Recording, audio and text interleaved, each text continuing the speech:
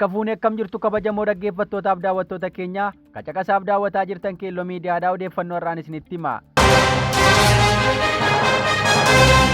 Itoophiyaa keessatti nama ukkaamsanii maallaqa gaafachuun akka madda maallaqaatti ilaalamaa jira jedhame. Itoophiyaa keessatti nama nagaa ukkaamsanii furii isaaf maallaqa gaafachuun baratamaa dhufeera. Ta'iin waggoottan dura Naayijeeriyaa keessatti humna Boko Haramiin raawwatamuun dhaga'amu amma Itoophiyaa keessaa bakka hedduutti raawwataa jira. Konkolaachiftoota daandiirraa butanii ukkaamsuu, daa'imman adamsanii qabachuuf magaalaa keessatti konkolaataan butanii baduun miliyoonota gaafachuun amma madda yaaddoo olaanaa ta'eera. Nama ukkaamsuu dursanii qabeenya isaa birrii inni mana baankii keessaa qabu durfame hordofama ka jedhe namni siyaasaa Jawar Mohammed amma akka madda dinagdeetti fudhatamuun biyyattii keessatti hojiirra oolaa jira jechuun ibse. Qaamni nama ukkaamsu akka humna maatii nama sanaatti 300,000 haga 500,000 gaafachuu akka danda'u eere. Namoota inni beeku duraa namni ukkaamfame maallaqni gaafatamuusaas maxxansa kaleessa fuula feesbuuk isaarratti baaseen hubachiisee jira. Balaa waraanaan Itoophiyaa keessatti adeemaa jiru kun rakkoo ulfaataa yaaddoo guddaa hawaasatti ta'uun dhalli namaa birrataa akka jiraatu taasisuu isaatu himama.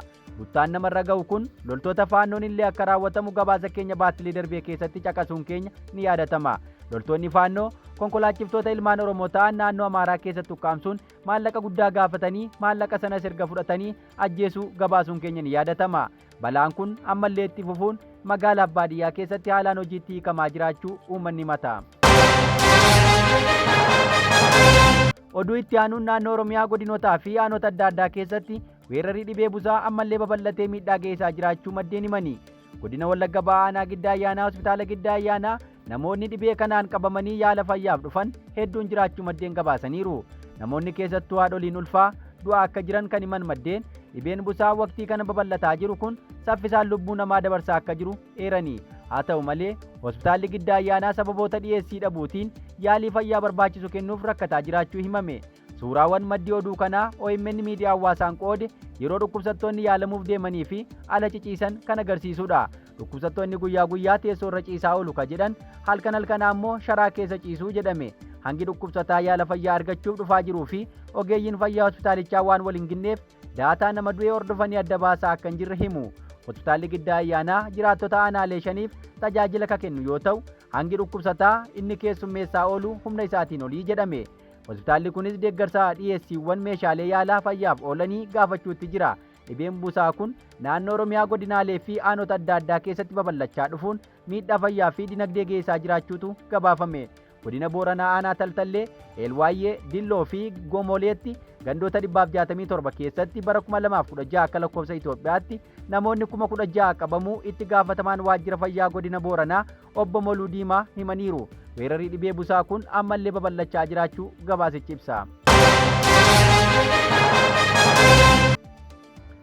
Oduu keenya birootiin godina addaa saba Oromoo Walloo magaalaa Baateetti jiraattonni rakkoo bishaan dhugaatii hamaa keessa jiraachuu gabaafame. Rakkoo ulfaataa bishaan dhugaatii uummanni naannawaa sanaa keessa jiru kana qaamonni dhimmi ilaallatu yeroo dheeraaf yoo dubbatan hin argamu jedhan. Waajjirri bishaanii garuu gatii bishaaniif kaffalamuu qabu maluuf maaliif yeroon hin kaffalle jechuun uummata darraka jedhan rakkoo bishaanii yeroo dheeraaf naannicha ture garuu furuudhaaf hin dandeenye jechuun uummanni komata. Bakki uummanni walitti qabamuun dabaree eeggachuutti jiru bakka mana barumsaa Fannoo Diimaa 77 sadarkaa lammaffaa magaalaa Baateetti argamu yoo ta'u bishaan laga yaa waraabbatanii dhugaatiif fayyadamuu jedha. Gabaasni nuti suuraan deeggaramee nu dhaqqabe. Rakkoo bishaan dhugaatii kana qaamni dhimmi ilaalu furmaata akka kennuuf dhaammataniiru. Oduu keenya birootiin Baalee keessatti namoonni daa'ima haala suukanneessaan ajjeesan adabamanii. Yakki suukanneessaan ajjeechaa daa'ima waggaa 4 himatamtoonni 4 qindoomuun raawwatan godina Baalee aanaa Harannaa Bulluq ganda Qumbii keessatti raawwatame. Yakkichi qindoomina namoota 4 haa raawwatamu malee namni yakka ajjeechaa kana karoorfatee waa'illan isaa hafaniif ergama kenne himatamaa Alooshee Ibroo jedhamudha jedhan.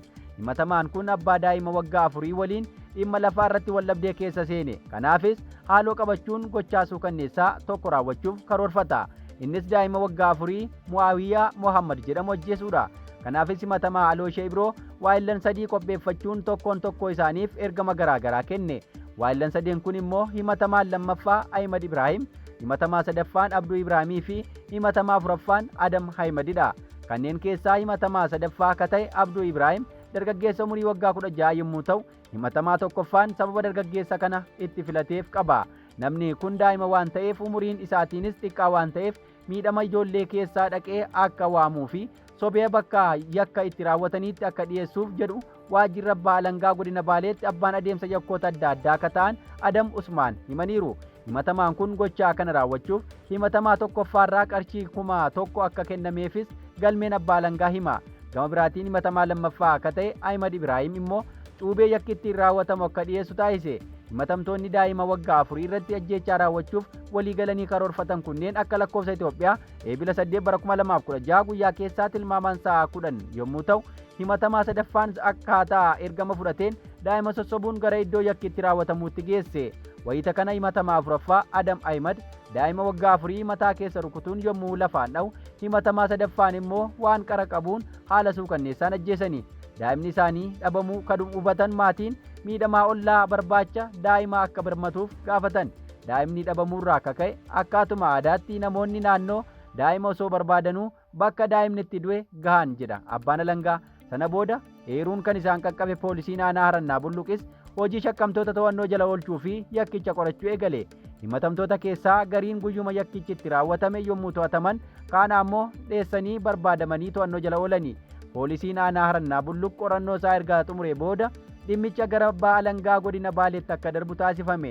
Manni murtichaas yaada bitaa mirgaa erga ilaaleen booda dhaddacha onkoloolessa 29/2017 ooleen himatamtoota tokkoffaa, lammaffaa fi afuraffaa irratti adabbiidhaa umurii guutuu murteessuu isaa gabaasicha eereera.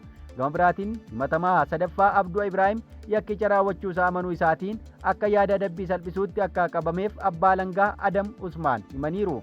Kana malees manni murtichaa himatamaan kun dargaggeessa ta'uu isaa ilaaluu fi tumaalee seeraa akka ka'umsa godhachuun hidhaa cimaa waggaa 15 irratti murteessuu isaa gabaasni arganne caqasee jira.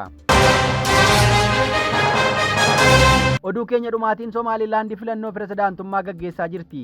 Bulchiinsi bara 1991 walabummaa labsattee garuu haga ammaa beekamtii idil addunyaan arganne Somaalilaand guyyaarraa filannoo pirezidaantummaa afuraffaa gaggeessaa jirti. Somaalilaand jalqaba bara 2024 Itoophiyaa waliin walii galtee wal hubannaa ulaa galaanaa mallatteessuu ishee hordofee Somaaliyaa waliin atakaaroo keessa galteetti. Filannoo ammaa kana irratti pirezidaantii Somaalilaand kan ammaa Musee Bihii Abdii fi hooggantoota paartilee morkattootaa Abdirahmaan Mohammed Abdullaa fi Faayisaal Ali Huseen ni morkatu. Filannoon kun waggaa 2 dura bara 2022 adeemsifamuu qabu yoo ta'u, boordiin filannoo Somaalilaand dhimma maallaqaa fi teeknikaan filannoo dheeressuu danda'e. Aangoon pirezidaantii fi miseensota paarlaamaas waggoota 2 dheerate. Kunis paartilee waliin muddama uumee ture. Har'a uummanni Somaalilaand miliyoona 1.2 ta'u wiirtuuwwan filannoo 2648tti argamuun sagalee isaa kennataa jiraachuu miidiyaaleen gabaasaniiru. Egaa dhaggeeffattoota keenya odeeffannoon har'aaf qabanne kana fakkaata. Ka guyyaa boriin aga walitti deebinutti nagaan nuuf tura.